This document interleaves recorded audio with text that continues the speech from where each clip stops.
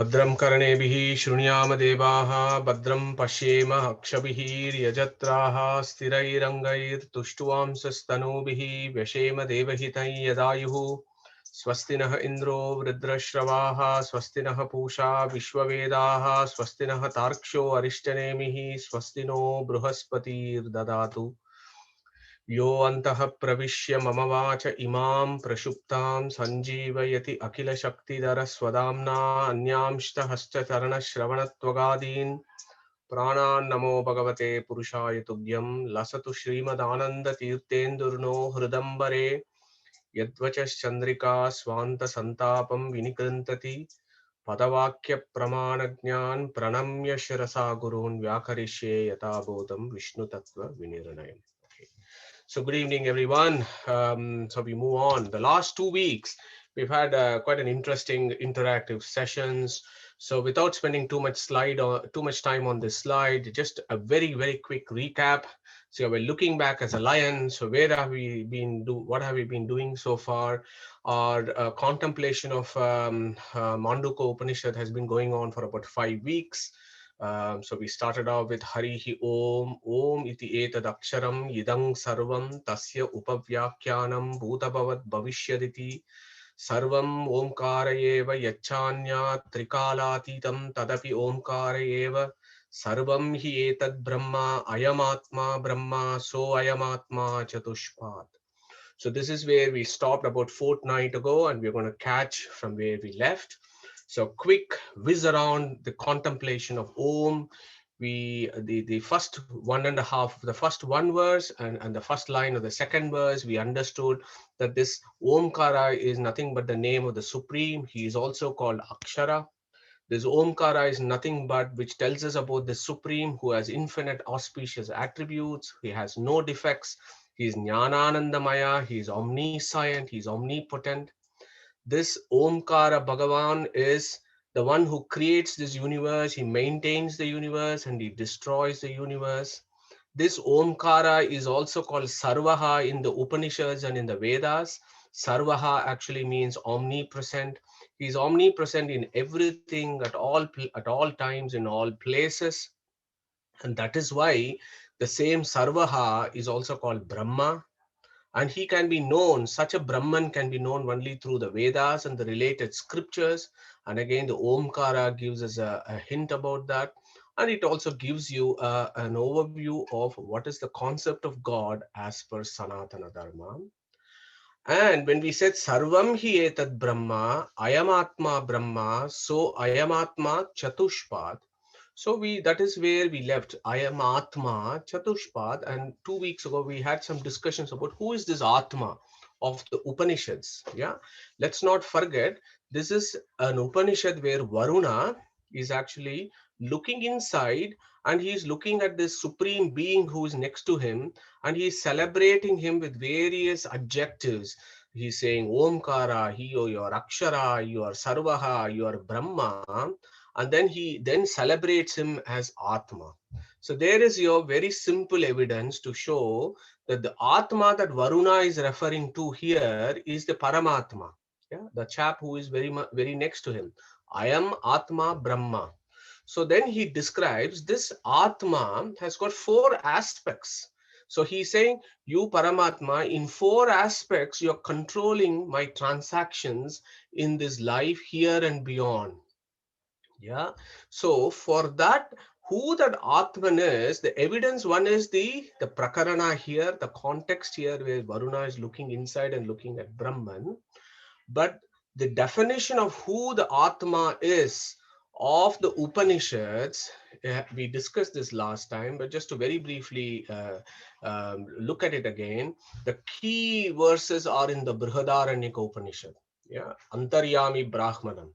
Antaryami Brahmanam is the final proof or the nail in the head to prove that Atman of the Upanishads is Paramatman. It is not the Jivatman, and the Jivatman is not Paramatman. That is flawed philosophy, and our progress towards spirituality will be greatly affected if we misinterpret the Upanishads. The Brihadaranyaka Upanishad very clearly says Antaryami. Yeah, Ya Atmani Tishtan Atmana Antaro Yamayati Yeshate Atma Antaryami. Yeah, very clear. This Atma is my Antaryami, is what the Brihadaranyaka Upanishad says. And again, I want to remind all of us that our evidence of who the Atma is, who the Jivatma is, who the Paramatma is, comes from the Vedas, and Upanishads is part of the Vedas. Our evidence base comes from the Vedas. We cannot conjure our own hypothesis and come up with fancy philosophies. We have to go back to the evidence base. What is the evidence? The evidence is this Atman is the Antaryami, and that Antaryami is the Paramatman. So, Sarvam hi etad Brahma, Ayamatma Brahma, so Ayamatma Chatushpat.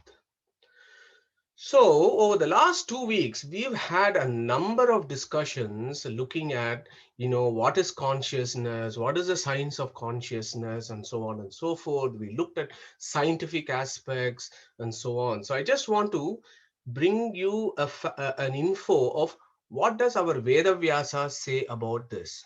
Yeah, I am more interested in what Veda Vyasa, the founder of the Vedantic system, what is his view on consciousness, because Sanatana Dharma as we have it today is based on the philosophy of Veda Vyasa, who is an incarnation of Narayana himself. So the first question I want to do a stepwise logical analysis of this problem. Yeah. So the first question is, who is conscious? Is matter conscious? So let us look at this. So this whole thing here on the top, everything is made of Panchabhutas here, and everything is made of matter here. So you have the external world, then you have the bodies, the Pindandas, they're all Indriyas. Then they process the signals from the external world, which gets processed in the brain. And one of an evolute of the brain is the mind, and the mind then, according to this view, mind is what is conscious. Antakarana. Okay, according to this view, mind is conscious. Okay, so matter is conscious. Let us think about this a bit more. So we have the Panchabhutas here on the left. What is this Panchabhuta made of? It's made up of all the elements of the periodic table. The elements of the periodic table, they keep increasing. New elements keep getting added, not often but occasionally, but the number of elements that is out there in the visible universe keeps on increasing. God only knows how many more elements are there in the invisible universe. So this whole body in this concept that matter is conscious would boil down to this: these are all the elements which somehow lead to consciousness. So what are these elements? These elements, as you all know from the talk from friends couple of weeks ago. So this is all made up of so this all is this is all is made up of atoms. So all elements of the periodic table is made up of atoms. What do atoms have? You got the nucleus, and they have protons and neutrons in the nucleus, and you have the electrons spinning around. Now, the physics keeps growing, and now, of course, we've got other elementary particles, various quarks and leptons and so on. Again, that is a field that keeps increasing. There are more and more elementary particles. And then you go further down, then you have the quantum states of these element particles. So from quantum states, you're going to the elementary particles, then you're going to the atoms, then you're going to the periodic table, then you're going to the various panchabhutas, then all these panchabhutas are mixed together, then they form the bodies, then they form the brain, and the brain becomes the mind, and mind is conscious. Okay, so this is one view. Yeah, this could potentially be said called as a potential scientific view, and we had a lot of discussions about quantum states and so on 2 weeks ago. But our genius Vedavyasa puts a very, very important question here in Brahma Sutra or Vedanta Sutra in the second Adhyaya, second Pada, first Sutra. He puts a very, very pertinent question about this whole scientific basis of consciousness, and he asks a basic question: Rachana anupapatteshta na anumanam. So what does that mean? That means the question there is, can matter, which is an insentient being, capable of self-initiated action, where it decides what it wants to do. That ability for self-initiated action is not present in matter. Nowhere in the visible universe, nowhere the common experience, 7 billion humans on earth, nowhere is that experience that a jada, which is matter, is capable of self-initiated action. So this is the problem with the above view. And Veda Vyasa again hits the nail on the head and says, ask yourself this question, whether insentient matter is capable of self-initiated action and able to perceive pain and pleasure and all the other things of the external world. We need to ask this question ourselves. So when you ruminate and think about this problem, this is one of those famous sutras from Veda Vyasa when he talks about, the creation. And look at this sutra and contemplate on it, because that is a master stroke for us to actually understand. It is highly unlikely that a jada or a matter can lead to conscious states and have the ability to make self-initiated action. So when you ruminate and contemplate, you will arrive at a solution that only a sentient being can have consciousness and capacity to self-initiated action. So I've updated this figure now. So we have the mind, and now I've included a sentient being in this equation. So the sentient being then perceives the external world, perceives pain and pleasure, perceives the existence of the external world and its own existence, and it is able to have self-volition and able to initiate some action. So that is the next level of logical analysis of this problem. That now we have to accept that a sentient being is behind all this conscious states. Now the next question is the Jiva, that is you and me who are sitting here and doing this satsang, are we capable of independent self-initiated action and achieve whatever we want? Okay? This is a pertinent question and a reasonable question. Are we able to make self-initiated action? Yeah. And are we able to achieve whatever we want? Our common experience is man proposes, God disposes. Whatever we think that we want to do, it actually never happens in our real life. And that is a source of misery and disappointment and so on. And that is the reason why we are going through the cycles of samsara. There is the answer there, that we are actually we do not even know what is going to happen tomorrow. We do not even know if I write an exam, whether I will pass that exam with distinction or I'm going to fail that examination. So we just do not know that.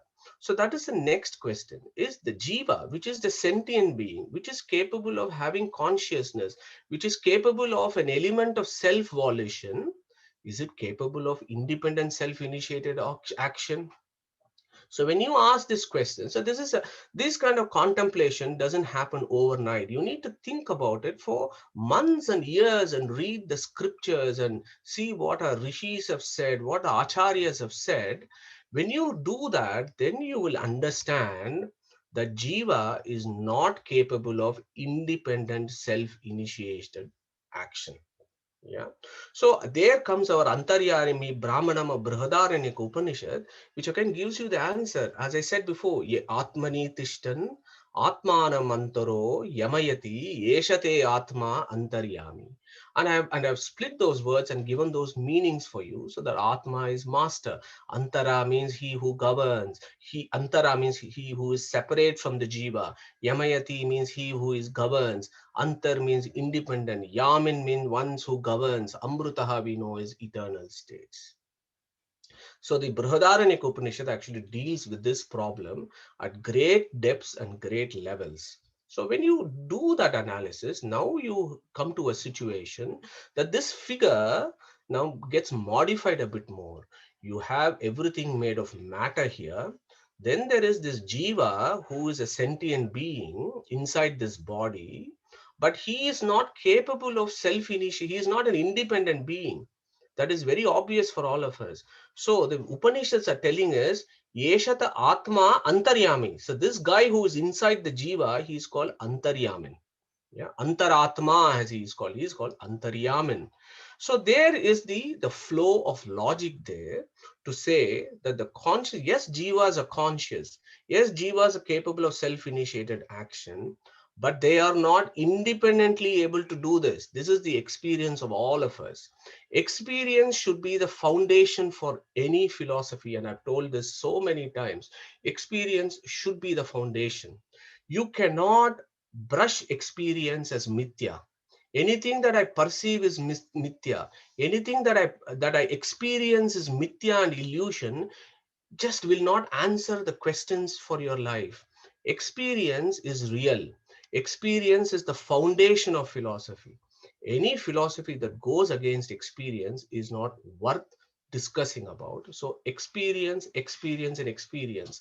Many schools in Eastern philosophy and schools in Western philosophy and other religions base their philosophy on experience, because experience is real and we experience this situation in our lives. So when we take that into consideration, we understand then there is the jiva, who is a individual consciousness, who is conscious of the body that he occupies and who is conscious of the external world. Then there is this antaryaman, who is the super conscious. He is not only in one jiva, he is in infinite jivas and everywhere, and he is simultaneously conscious of everything else, including himself. Okay? So that is the distinction between Jivatma and Antaratma. Okay? Look at Katha Upanishad. Nityo Nityanam Chetanash Chetananam. Chetanash Chetananam. Look at those words. So the Katha Upanishad here, Yama is celebrating the Supreme, that you are the super conscious of the conscious. So which means two things. One, there is a sentient entity which is conscious, and within that sentient entity is this Antaryaman who is Chetanas Chetanana. Okay, so hope you find that useful for making a logical deduction as to why we have to accept that a jada, a matter, cannot have consciousness. Yeah, it has to be a sentient being. That is the view of Veda Vyasa. Yeah. So I would refrain from getting into a controversy around this. But what I'm trying to give you here is what is the view of Veda Vyasa? What is the evidence in the Upanishads and the Vedas? So let's move on. So Ayam Atma Chatushpat. Okay. Chatushpat. Chatush means four. Path means path is an interesting word in Sanskrit. Path is also is synonymous with pada. Yeah. So in Purusha Shukta, for example, you have Tripad Urdhva Udait Purushaha. It talks about Tripada. Here it talks about Chatushpad. Pada. Four padas, four aspects of four rupas.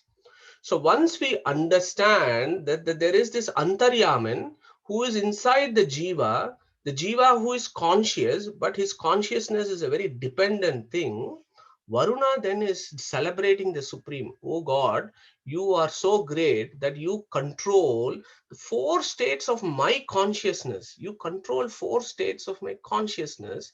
And what are those states of consciousness?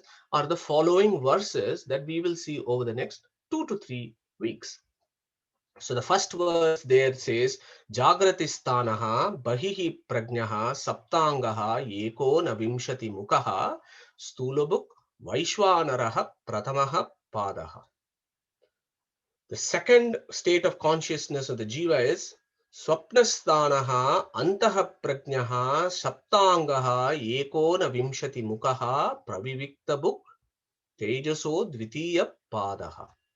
The third stage of consciousness of the jivas is Yatra Shupto na kanchana kamam kamayate na kanchana swapnam pashyati tat sushuptam. Sushuptistanaha yeki bhutaha prajnana gana eva anandamayohi anandabuk cheto mukaha prajnaha tritiya padaha.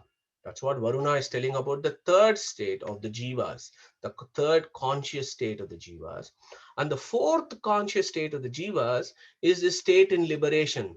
Na antaha prajnam, na bahihi prajnam, na ubayataha prajnam, na prajnam, na prajnanaganam, na prajnam, na aprajnam.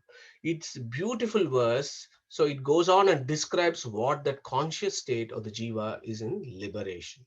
So that is what Varuna is actually praising the Lord, and he is also informing us that this supreme being who controls the states of consciousness of the jivas does it in four aspects. The four aspects corresponding to the four states of consciousness of the jivas. I hope you're able to follow the sequence here of where we started in the first verse and where Varuna is actually leading us into. So let's go to the next slide. This is a slight modification of what I have said so far. Now let's move to our Purusha Shukta here on the left. Yeah, and we have done this before. There is this amazing verse, Uta Amrutatvasya Ishanaha Yad Annena Atirohati in Purusha Shukta. So Uta Amrutatvasya Ishanaha. Yeah, look at those words very carefully. Purusha Shukta, as you know, comes from Rig Veda. So what does it say? Uta Amrutatvasya Ishanaha. Even in the states of liberated state, Uta means even. Amrutatvasya. Amrutatvasya means in the state of liberation. Ishanaha. Ishanaha means master, regulator, lord. So Purusha Shukta is very clear. It is saying even in the state of liberation, you are my master, you are my lord, you are the Ishanaha. Okay. So if Brahman and Jivas are different in moksha, then there is scope of one controlling the other. Yeah, this is basic language. Yeah, one cannot accept the view that in the state of liberation, Jiva and Brahman merge and become one, as per Purusha Shukta. Yeah, I'm just focusing only on the scriptures here. So when you look at Purusha Shukta and its verses very carefully, we all take Purusha Shukta as the most celebrated verse of the Vedas.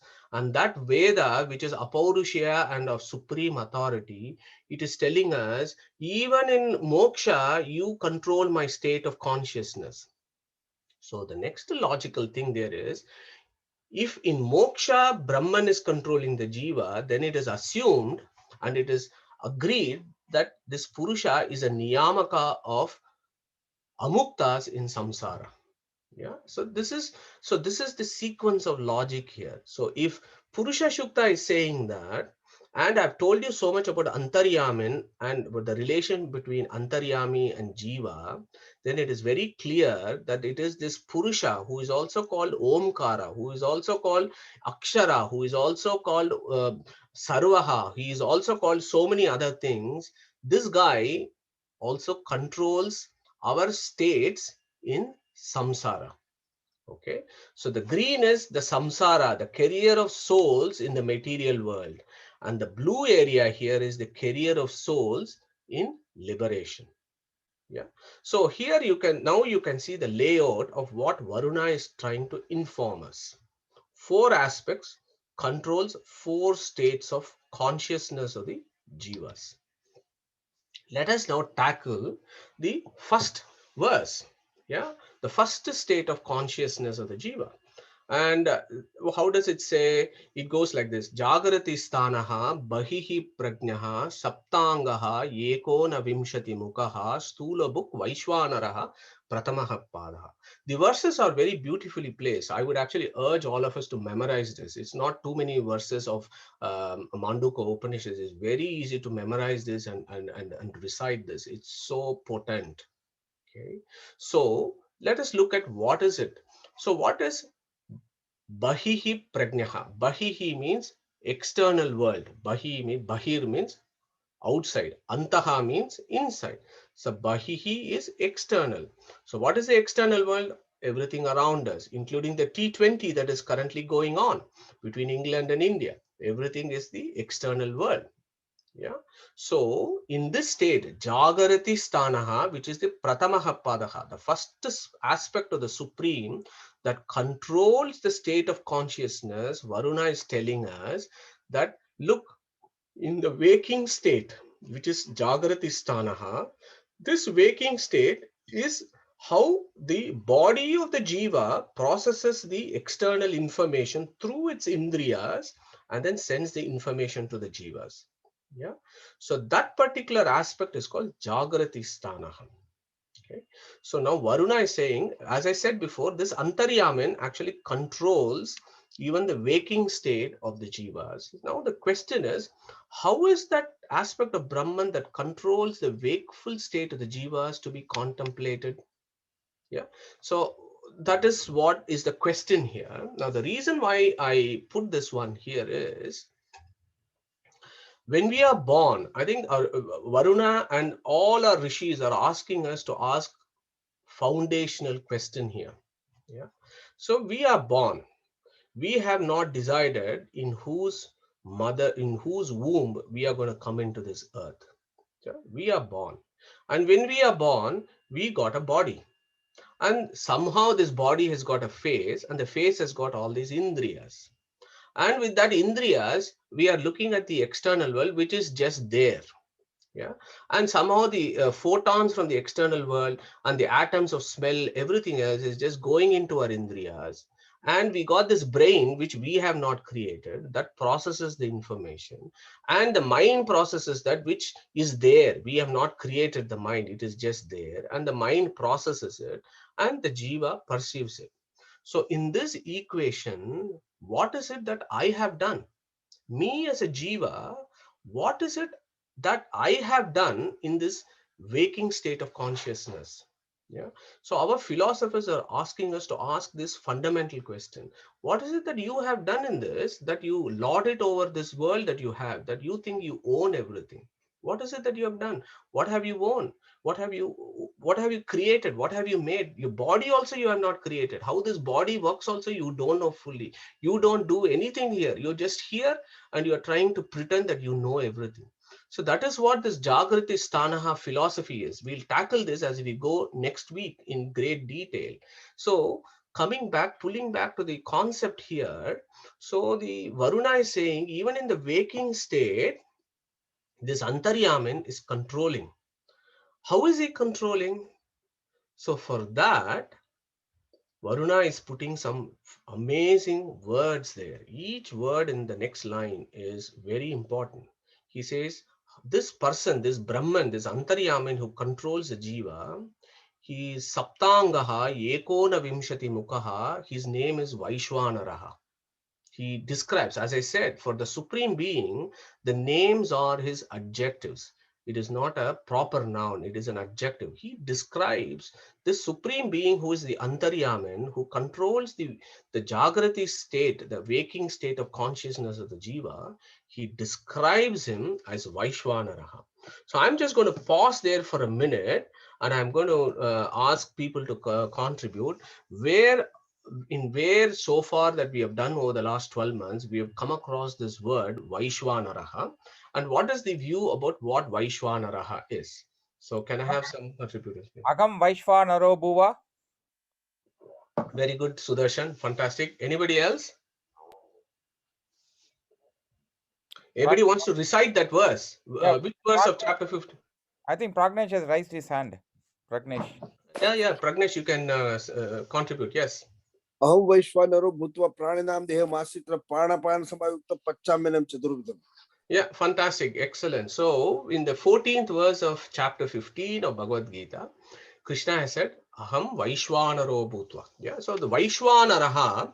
So to understand that 14th verse of Bhagavad Gita, what that Vaishwanaraha actually means, actually one should actually go back to so many Upanishads and Vedanta Sutra and understand the gravity of that word, the significance of that word that Krishna, Veda Vyasa, has actually put in that 14th verse. And we will come to that in the next few slides. So who is this Vaishwanaraha? Okay, so Vaishwanaraha in Vedic scriptures can mean so many things. Vaishwanara is a name for Agni, the fire. Vaishwanara is gastric fire that Pragnesh and Sudarshan were reciting. It's about the gastric fire. Is that the Vaishwanara? Or is it the material fire which is that you can see every day in the morning when there is no cloud, the sun? All the three have been given the name as Vaishwanara. Agni, fair enough, this is fire. Inside the fire is the Agni Devata. So Agni Devata is also called Vaishwanara.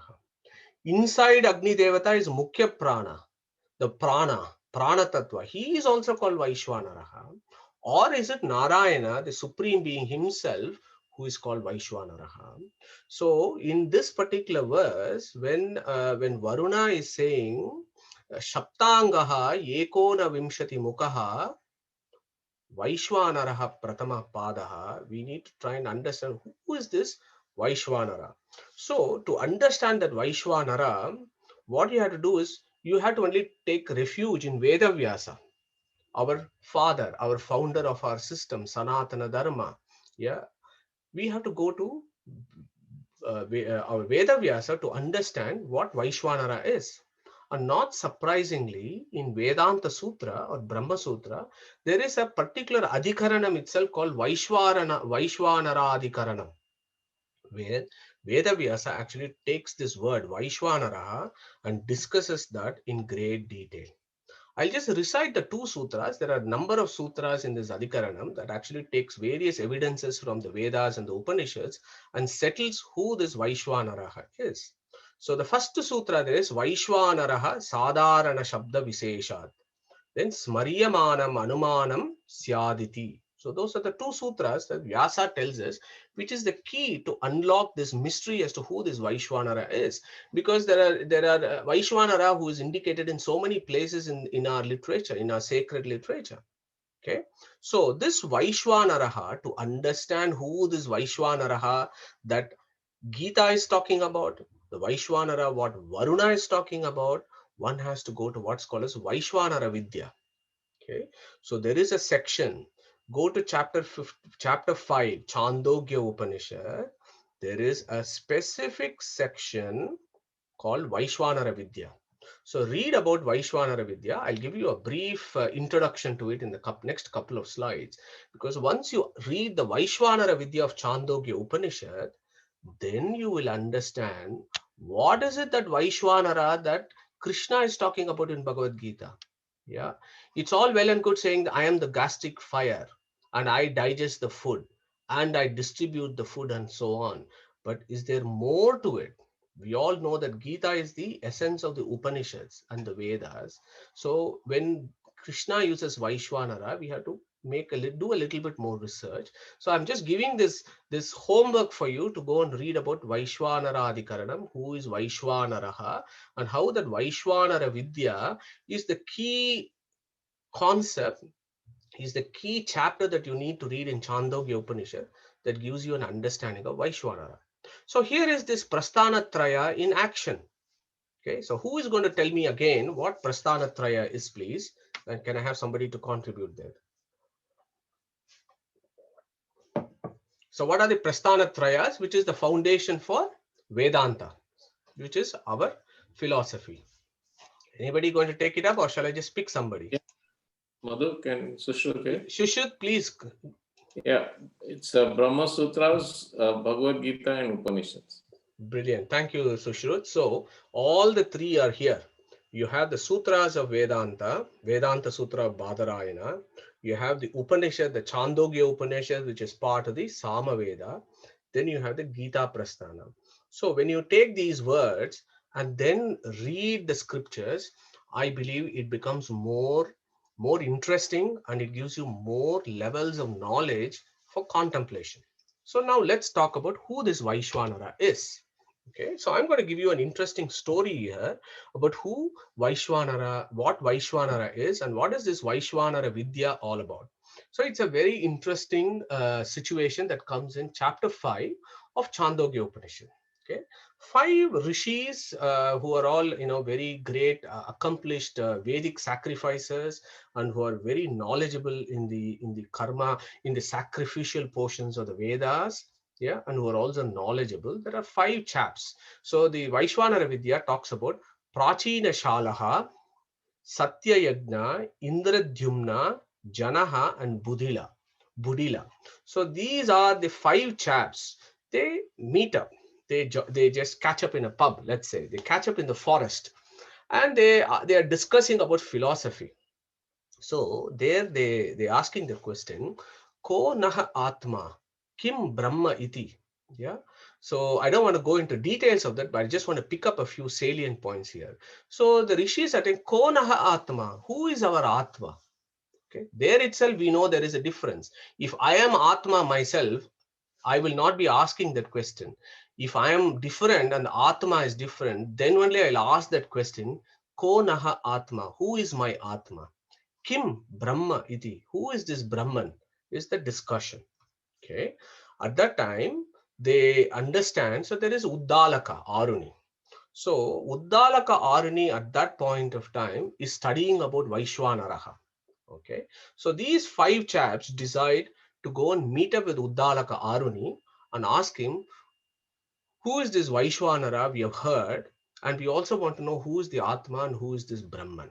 Okay, so that is, they go to Uddalaka Aruni, who at that Vedic time was a great philosopher, as you know.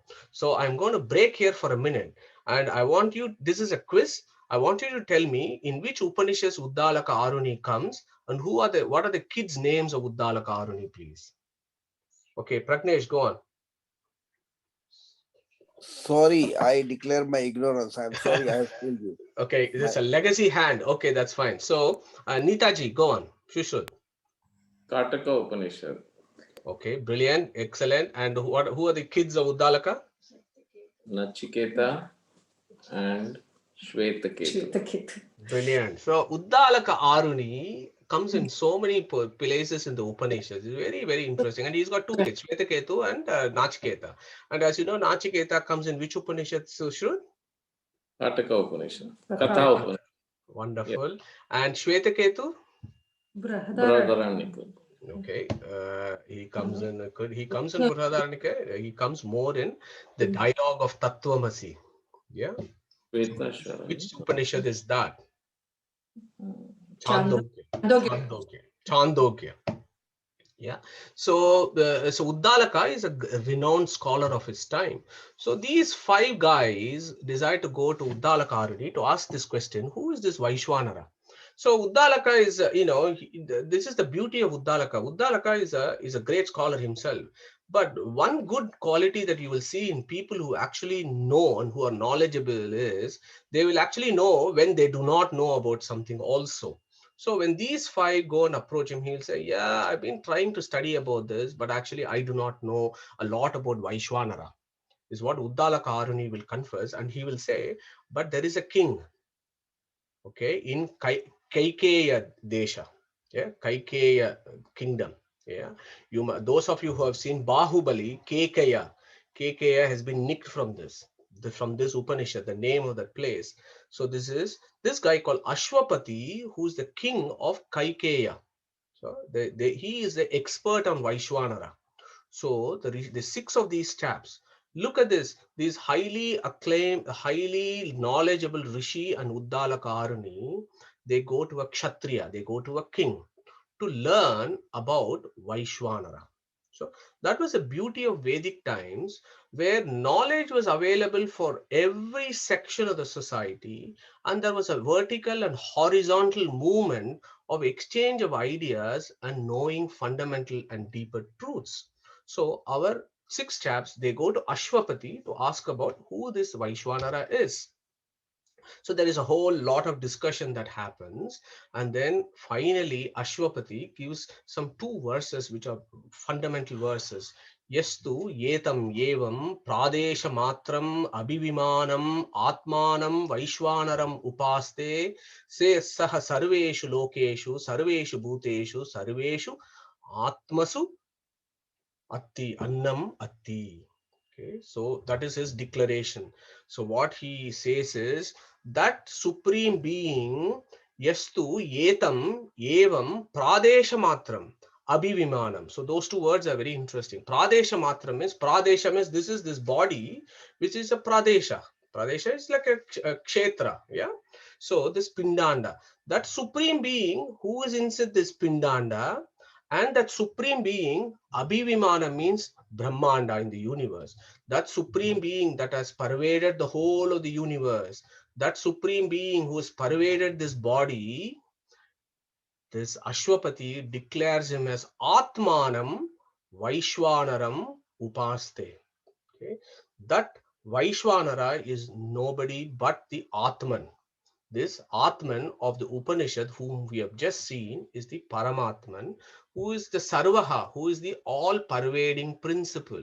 Yeah, so look at the sequence. Varuna is using words that again and again tell us about the all-pervading principle.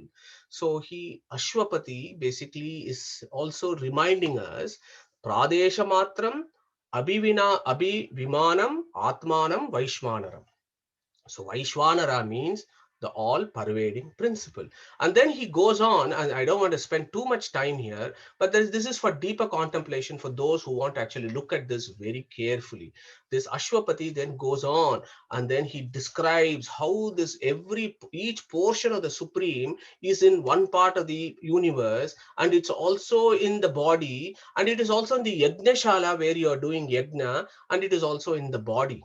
Okay, so he, for example, says, Tasya hava etasya atmano vaishwanarasya murda eva sutejaha chakshur vishwarupaha pranaha pritagvarma sandeho bahulo bastireva raihi prutivyeva pada uru eva vedi lomani barihihi hrudayam garyapatyaha mano anvaharya pacharaha asyam ahavaniyaha.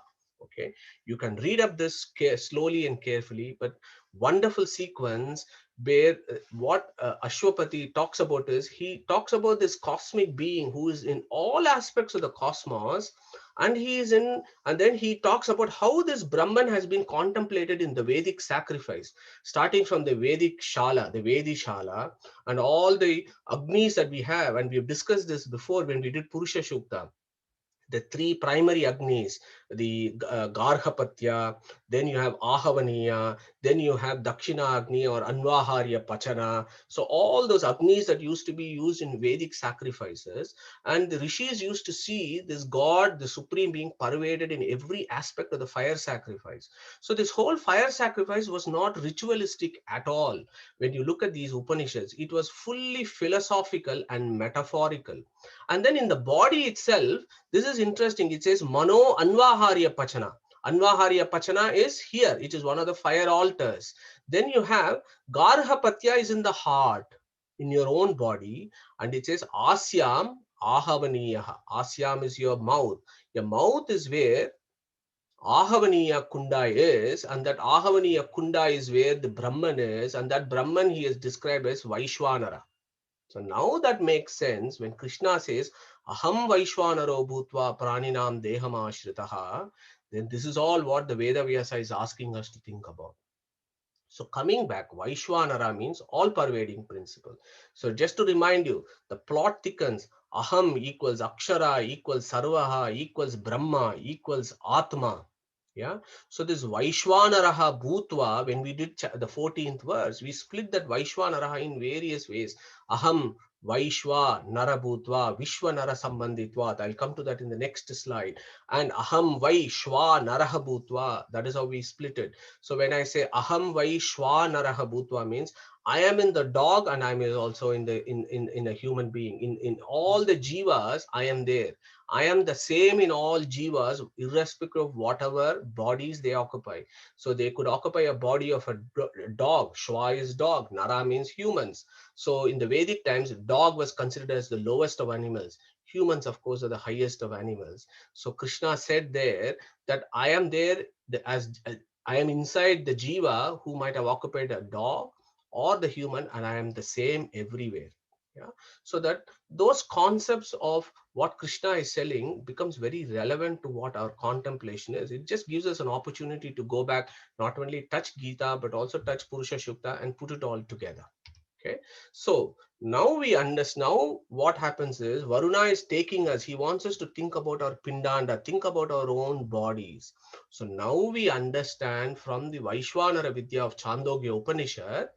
So this Vaishwanara is the supreme being himself who has pervaded the whole of the pindanda, the whole of the body. We know he has pervaded the Brahmanda, but he has also pervaded the pindanda. Okay, and here is a very important point. When I say he is pervaded the Pindanda, it is not just that he is inside your Guham Pravishta, he is inside the cave of your heart. He is just not there, because in the cave of the heart, we have done that in the journey of souls, where in that cave the Jiva is there, and inside the Jiva is the Paramatman. He is not only there. Jiva is only atomic, he is just there. Whereas the Paramatman, he is not only in that position, in that portion of the Jiva, but he has also occupied the whole of the body of the Jivas. Every kosha, Annamaya, Pranamaya, Manonmaya, Vijnanamaya koshas, we have discussed that they are all evolutes of certain components of the Panchabhutas. But then Taittiriya Upanishad, then through in Brihuvalli and Brahmandavalli, they tell us that every material component is pervaded by this Brahman, and it gives it a special adjective as Aniruddha, Pradyumna, Sankarshana, Vasudeva, Narayana. You would have all been very familiar with these words, but Taittiriya Upanishad celebrates with these adjectives to those aspects of Brahman who's pervaded the material body as well. And inside the Jiva, what is he doing? He is controlling the four states of consciousness. So when you look at Varuna's philosophy, you need to understand this, that the Supreme Being is pervaded the whole of the material body, and he is also inside the Jivatman and allowing the Jivatman to conduct its affairs in samsara. Okay, so now we move on. So Jagrati Stanaha Bahihi Prajnaha Saptangaha Yekona Vimshati Mukaha Stula Book Vaishwanaraha Pratamaha Padaha. So that makes sense. So this Akara. So I need to remind you of this here. So as you know, Om has got Akara, Ukara, and Makara. So Akara stands for Apti. Apti means Vyapti. Vyapti means contact with the external world. So that Akara aspect of Brahman controls the contact with the external world, which is the Jagrati Sthana in the wakeful state. Yeah. So what is Vishwa? Vishwa means gross world is called Vishwam. This Vishwa is a gross world. He shows external world to us. So he's called Vishwarupa. Okay. Now look at Vaishwanaraha, the etymology. I like doing etymology because it gives inner meanings of the word. So Vaishwanara is not only the Agni. Vaishwanara is not only Vishwa Nara Sambanditvat. Vishwa Nara Sambanditvat means this God is in every Jiva. So Nara means us. He is in every Jivas everywhere.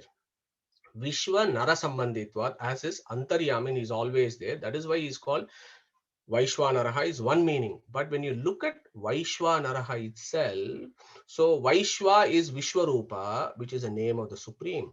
The Ara, the Nara becomes very significant. So what is Nara? Ara means dosha. Na Ara means no dosha. That means Gunapurna. So this Vishwarupa is Gunapurna. Therefore, he is called Vaishwanaraha. This Vishwarupa can also be Riyate means destruction. Na riyate means no destruction. This fellow has no destruction. That's why he is called Akshara. So the Akshara is the Vaishwanaraha. Ramate means Ananda or enjoying bliss. Okay. Na Ramate means no Sukha.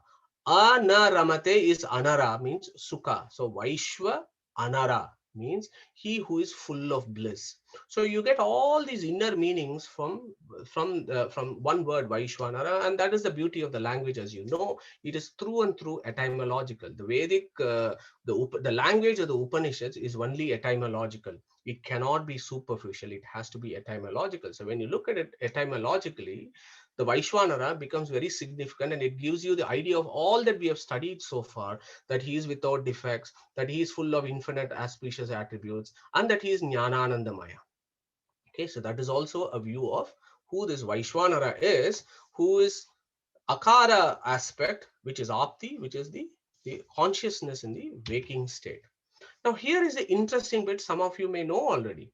So next question is, if this Vaishwanara, if God is actually all pervasive everywhere, it is not that he is in one place or the other place, he is everywhere. So in this body, in the waking state, which is the Jagrati Sthana, where is this Vaishwanaraha in our body during the waking state?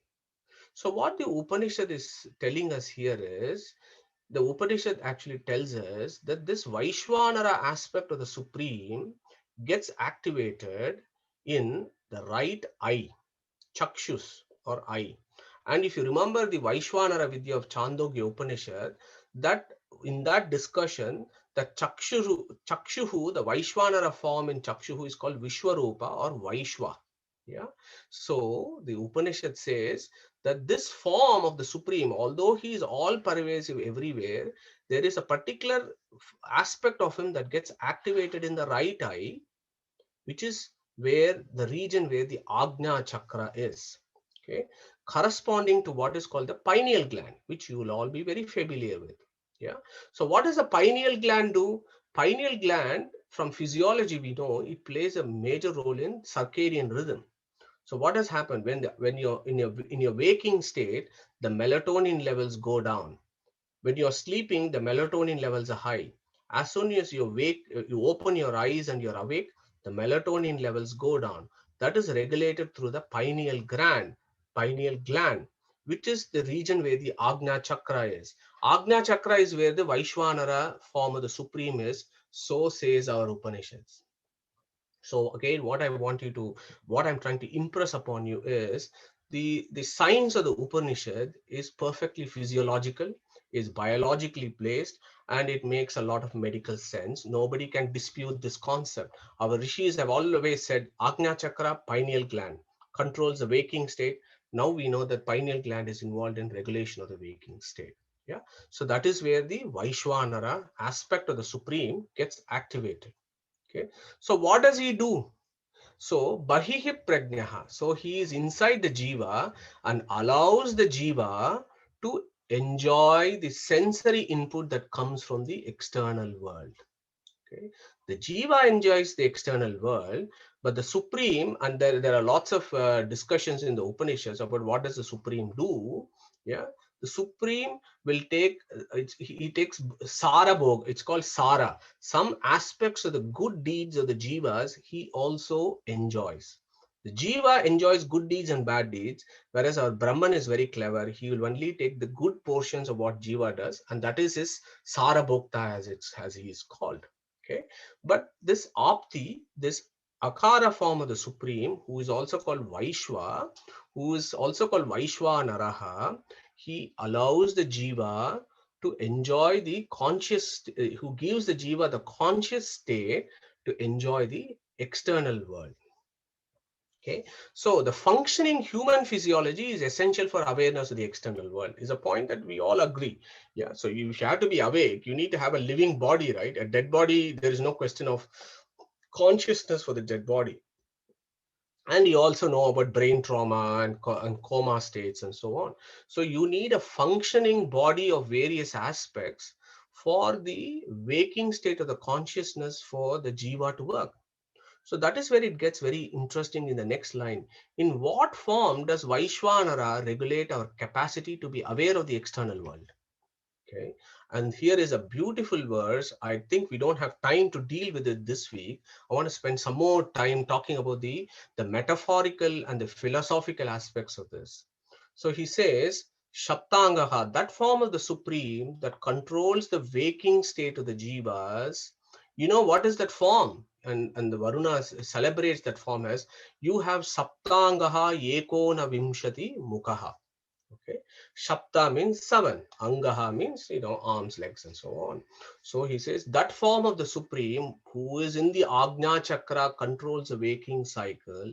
He's got 7 Angas. What are those 7 Angas? He's got 4 hands, and he's got 2 legs, and he's got 1 trunk.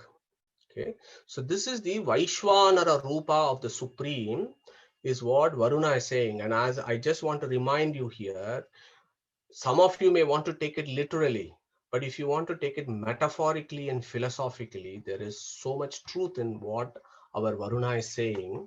Because remember that concept that the Supreme has pervaded all aspect of the body and also the Jiva. Okay, the Jiva needs the body to contact with the external world, and every aspect of the body is pervaded by the Supreme. And here Varuna says 7 Angas. So what are those 7 Angas of the body? The Sapta Dhatus, okay, which is our body. Tvak, charma, mamsa, rudira, majja, meda, and asti. This is what this body of ours is made of. So tvak is the superficial, epidermis is tvak, dermis is charma, mamsa is flesh, rudira is blood, majja is marrow, meda is fat, asti is bones. Yeah, this is what we are made of. And for us, if you're alive, you need to have the 7 dhatus to be working properly. So the Varuna is saying the 7 Angas actually indicate the 7 dhatus of this body and is looking after it. And he says, Ekona Vimshati Mukaha. He's got 19 faces. Okay. So it is all well and good that we have a body. But if our indriyas don't work and if our pranas are not working, yeah, and our manas, buddhi and ahankara is not working, there is no hope of us having external consciousness. And of course, this body is made of panchabhutas. So that is what is the 19 phases that is essential for us being aware of the external consciousness.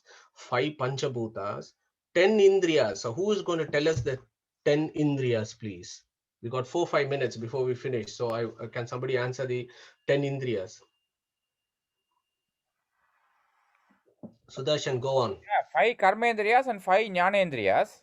Yes, correct. Well done. So list the karma indriyas and jnana indriyas. Yeah, like our eyes, ears, smell, the sort of taste, and the sparsa. What's the 5th one? Sparsa is a touch, skin. Yeah, sparsha. Wonderful. So that is jnana indriya. Karma indriya. Can I have somebody talk about karma indriya, please? What are the karma indriyas that we have?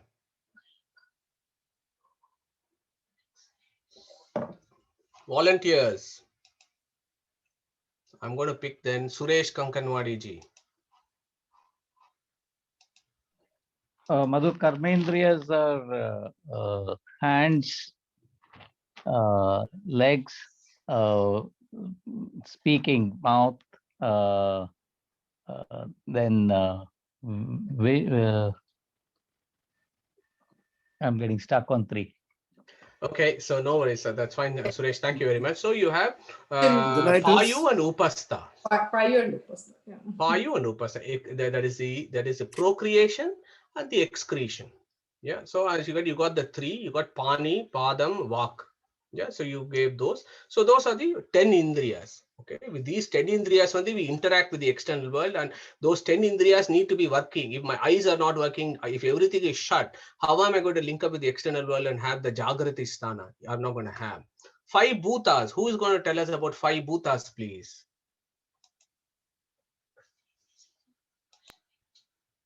Yeah. Deval. Okay. So Deval is switched off. So okay, Sudarshan, go on. 5 bhutas. 5 bhutas are space. Yeah, go on, if you want to say. Prithvi, Vayu, Agni, water. Okay, so let's go through this. I think most of you captured everything. So you start off from Walk. So Vak is a karma indriya. So bhutas, you have space, you have Vayu, then Agni. you have Agni, then you have water, then you have Prithvi. So those are from subtle to the grossest state of matter becomes the 5 bhutas. This body is primarily made of 3. Prithvi, Aap, Tejas. These are the 3 that primarily occupy this body. And of course, you need Vayu to breathe and all that. And of course, you need space to exist. Yeah. So if you take into that, 5 bhutas are essential. Then you have Manas, Buddhi, Ahankara, Chitta. So that is what that processes the sensory inputs that comes from your indriyas. So these components are essential for our Jagrati Sthana, and not surprisingly, Varuna has said, Yeko na Vimshati. Vimshati means 20. Yeko na means 1 minus 20, which is 19. So he says this Vishwa form, this Vaishwanara form, is also called Vishwambara Murti. You might have heard that term. He is also called Vishwambara. Yeah, is also a name for Narayana. Yeah. So that Vishwambara has 19 faces and he's got 7 Angas. And I struggled to find an image in Google image of a Vishwambara is as per Vedic philosophy. And I really struggled, but I made some modifications and I've shown you what that Vishwambara Murti is. The Vishwambara Murti is supposed to have an elephant-like first. So there is the middle portion is an elephant-like face, and there are 9 on right side and 9 on the left side. So together forming 19 faces. And he's got 4 hands and 2 legs. So this trunk, 4 hands and 2 legs forms the 7 Angas. So this is the Vedic version of who the Vishwambara is. And it is totally metaphorical and symbolic. It actually talks about when he is pervaded this body, he actually regulates the Sapta Dhatu, 5 bhutas, 10 indriyas, 5 pranas, manas, buddhi, ahankara, chitta, because all these things need to be working before you have consciousness of the waking state. So next week, I want to touch on this concept of Ganesha as to why he's got elephant head from a Vedic perspective. And that will be really interesting who the Ganesh is of the Vedas. Nothing to do with the Puranas or some Puranas. Yeah, of somebody cut the elephant and put it on his head and so on. That is all come later. But the Vedic version is entirely different based on the Vishwambara Murti, who is described by Varuna in Mandukya Upanishad. So I will deal with that next week. Hopefully that will be interesting.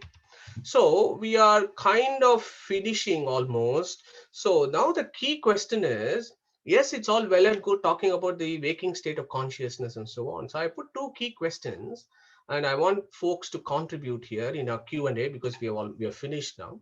So the question I put is, why is it important to know the Vaishwanara as a regulator of our waking states of consciousness, and how does that help our spiritual progress? Because we are all in this process to make the journey and we want to reach a destination. And when Varuna is telling us about Jagrati Sthana and how the Supreme Lord regulates it, what is the underlying philosophy that he is trying to convey to us?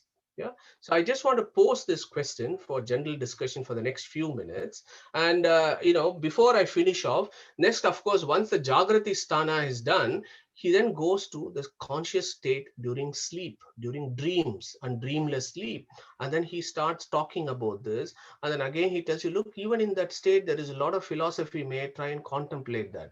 Because here is an opportunity for us in the waking state, in a dream state and a dreamless sleep, is not an unusual state. We go through this every day, but still we don't think about the philosophy behind it.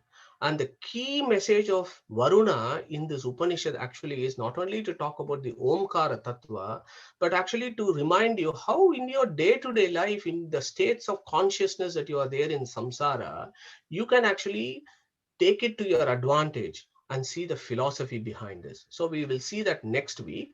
But coming back to the question, why is it important to know Vaishwanara as a regulator of our waking state of consciousness, and how does that help our spiritual progress? So this is the question for discussion. Yeah. Madhu, I think you touched quite a few important topics today because I think they will answer many questions. People need to, of course, I mean, everybody needs to go through this again and again. Number one is you had touched on the aspect of where, how our Pindanda, the aspects of the Pindanda, and how the sort of the Brahman is sort of pervading it, and also how it is connected to the Brahmanda as well. So you touched about the rituals, what are the Vedic rituals which we do? They are not just a question of just, because many of the times we read about this Hinduism from the Western authors. They say it's about offering, worshipping fire, worshipping this and that. It's not that actually, it's much more deeper meaning. And so, if we know that meaning, the rituals will become more meaningful. The only thing is, as I said, like answering your question about why is it important to know Vaishwanara as a regulator of our waking state of consciousness. And the Vaishwanara, whatever he is doing in our body, you'll be doing in the Brahmanda as well. So if we know the sort of cycle here, then we can also merge ourselves with the Brahmanda's cycle. Yeah. So it's like if this if a morning 3 o'clock, 4 o'clock I have to do a ritual, and then if it connects me to the sort of macrocosm, yeah. So it's very important to know the Vaishwanara of my body, and we'll be connecting to the Vaishwanara of that Brahmanda. So it is very essential in that sense to know that. Is that right answer? Thank you, Sudarshan. That's a excellent angle to how you've kind of looked at it from a very interesting angle. Thank you, Sudarshan. Anybody else who wants to come in, So, please? Mohan here, Yeah. I was just thinking that maybe one way to interpret it could be we look at first part of this term, we say it links to Vishwa, Vishnu, other side is Nara. So it's somewhere when we say Pindanda and Brahmand, we don't really talk explicitly about how is it actually linked. So it could be that linkage. So Yeah. we have been studying ourselves, we have been studying universe, but how are these two entities actually linked? What links it, right? So it is probably Vaishwanara can be seen as that linkage between Pindan and Brahman. So just some thought. Sure. Thank you, Mohan. So that's very similar along the lines what Sudarshan was mentioning. That's excellent. Thanks, Mohan. I think Suresh is also on. Yeah, Madhu, maybe I was thinking perhaps in the waking state is when we are most vulnerable to interpret that we are controlling everything, that I am doing this, I am doing that. It is perhaps helps contemplate knowing that even my waking state is not in my control. It is that same power which is all pervading, who is actually enabling me to be even awake and perceive.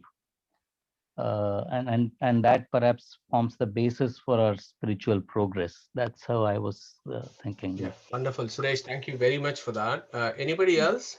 Madhuji, I felt what you said, what I understand is we experience everything in the waking state, and the knowledge we are receiving of all this, it's being practiced and contemplated. And the dream state is nothing but whatever is in whatever we have experienced sometimes comes. So it's only in the waking stage we can do the spiritual progress. And it has to be through Vaishwanara, because you have explained how it is now. So, that is my feeling. So, understand. Thank you, Shilaji. Wonderful. It's beautiful. So we have Meena Kalakonda as well. My perception is we feel that we are instruments in the hands of God, and probably few things happen through us to others, and probably God wants us to do this for others. So so he's controlling us through this waking state of consciousness. That's a kind of perception, and thereby it also helps us to break our ego when we know that our conscious state is also being controlled by God. So it helps us to give up ego easily. That's my perception.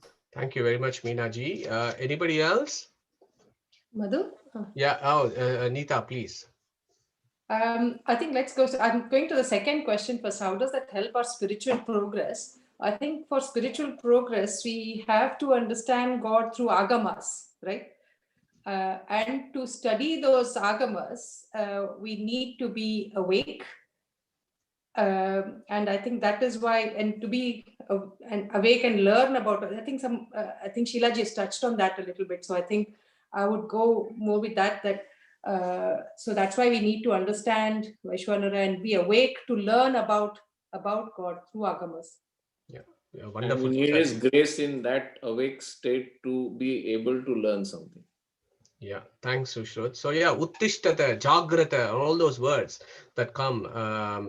So they're all, wonderful. So we had Pragnesh raise his hands. I am going to give a very simple example, though this is a very, very deep and perhaps most difficult to understand. But most of the electronic gadgets have a receiver and a transmitter, and they work in a tandem. And they are component of the same system. So I would say that if we understand these, then we can understand this Pindanda and Brahmanda. They are in some respect part of the same system, and Vaishwanara is the one who regulates.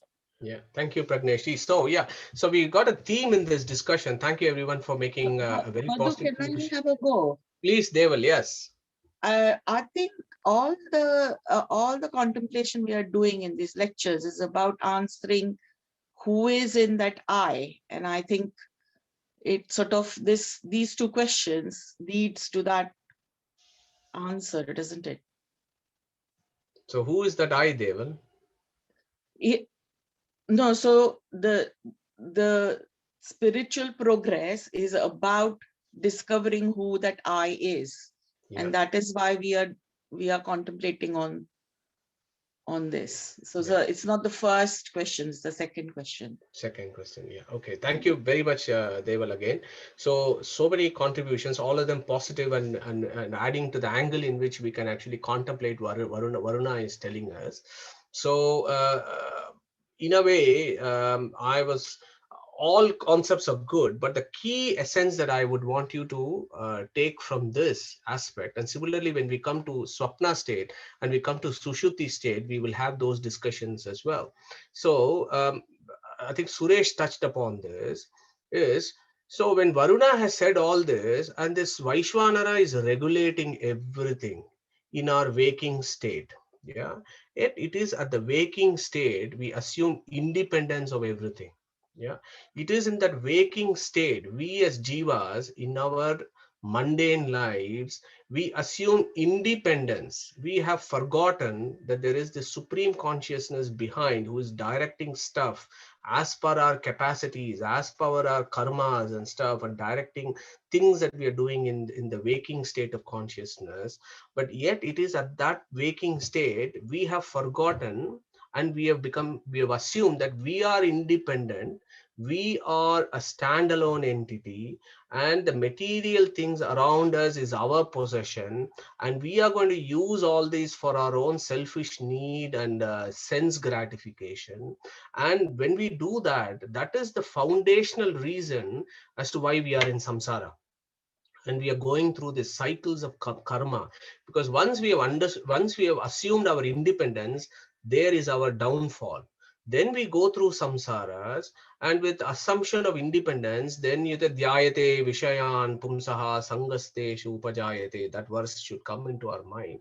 And then we go on, and then we accumulate karmas because of that, and then again we are going through birth and death and so on. So that is the reason why we are in samsara. Yeah. So Varuna is actually telling us, guys, even this, you are not an independent person. You don't own anything. Isha Upanishad, the very first verse, that's what it says. If you remember, Isha Vasyam Idang Sarvam Yatkincha Jagatyam Jagat Tena Tyaktena Bunjita Ma Gridaha Kasyasvidhanam. So the very first verse of Isha Upanishad is exactly that. He says, this whole damn thing belongs to the Supreme Being. Why are you making a big fuss? Why are you running around like a headless chicken and getting yourself into miseries? Take what is given and lead a comfortable life and make spiritual progress. So that was one key point that I have learned from my guru to think about as to why that waking state of consciousness is where we should be very careful. Yeah, and that is the whole reason why Bhagavad Gita has come about over 18 chapters, telling us again and again this, how to practice karma yoga, how do you need to get the jnana, the yathartha jnana, which will then lead you to the practice of karma yoga in the right spirit. So that yathartha jnana is what our Upanishads are giving, and the essence of this is in the Gita.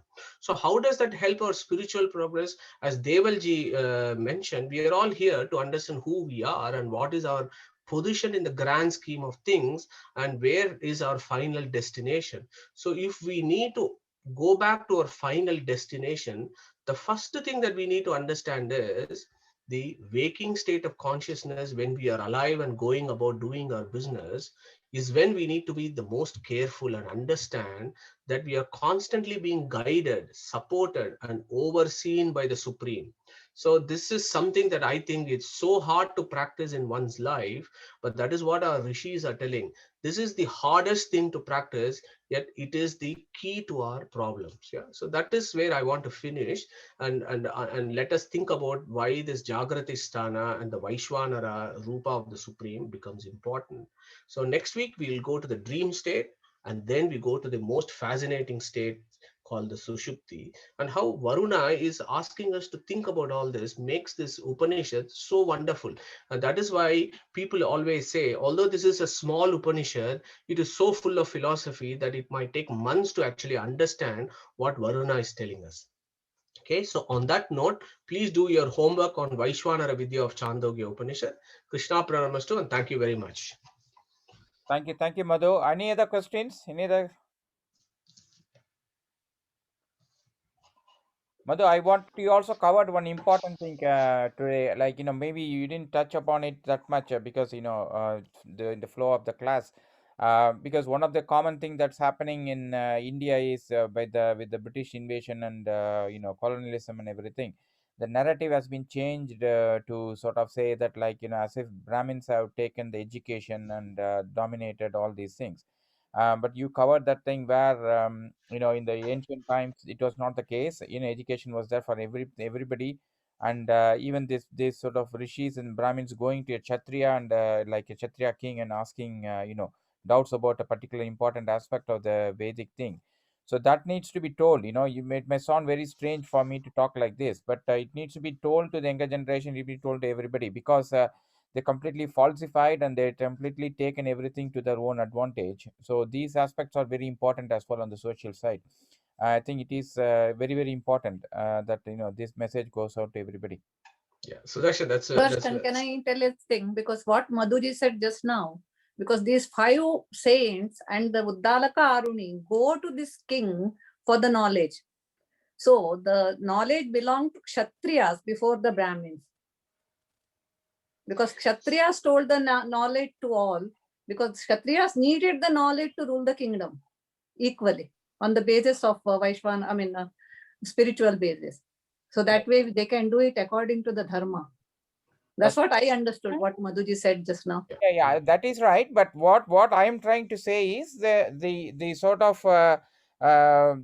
false information that has been spread, like a poison that has been spread to generations of our the Indians and the outside world, and that is why it's important is that is the basis of the divisions that has happened, and we need to reclaim this sort of this false. Sure, yeah. Sudarshan, completely agree. In the Upanishads is full of this. There is a famous guy called Satyakama Jabala.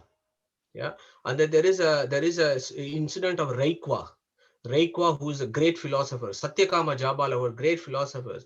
So when you read those Upanishad stories, it's amazing where that vertical exchange of knowledge has always happened in the civilization, at least in Vedic India. But yeah, so I think we should leave it there and say, like, all of us are here or in the path of gaining knowledge. So that's where we all start, and we stick to that in however several months or years that we are going to do this. Yeah, but Upanishads and the Vedic stories are full of this, what you have explained, what the Sheila ji had explained. So that it's a whole generational shift, Sudarshan. It's not going to happen overnight. It's a whole generational shift, and the political environment is so terrible. I think it's so difficult. I think the best thing for us to do is, my view there is, stay away from it. At least try and follow what we need to do and progress. And in the process, if we can change things, great. And Modi ji has brought this Gurukula system now, isn't it? He has brought all these Vedic systems into education from this year. That's what I hear from him. Yeah, that's right. He is going on the right way. Like, let's say, okay, we'll pray for everything to come back to as it was in the Vedic times. So let's work towards it. Let's our prayers stay like that actually. And so I think but these sort of misinformation has to be countered. It's very important. Sometimes misinformation, the person who does the misinformation may do it deliberately, but the others who are listening may be very happy to get that corrected. So that's also very important that, like, we present this evidence actually. that like they, it's not that the Brahmins were controlling the kings, because the Kshatriya was like ignorant and he didn't study anything. It's very difficult. So it's the knowledge was there for everybody, and nobody got controlled because of that. Everybody understood the reasons, and that's why the system was there. So I think it's very, very important. So yeah, with that note in mind, we'll finish this session. Is it okay? Yeah, wonderful. Yeah, so it was good. So see you all next week. Thank you, Madhu. Yeah, it's wonderful discussion, and maybe we won't clap anymore. We'll all say Om. We'll say Yeah. Om like every time. Yeah. Okay, unmute and say Om. Om. Thank you.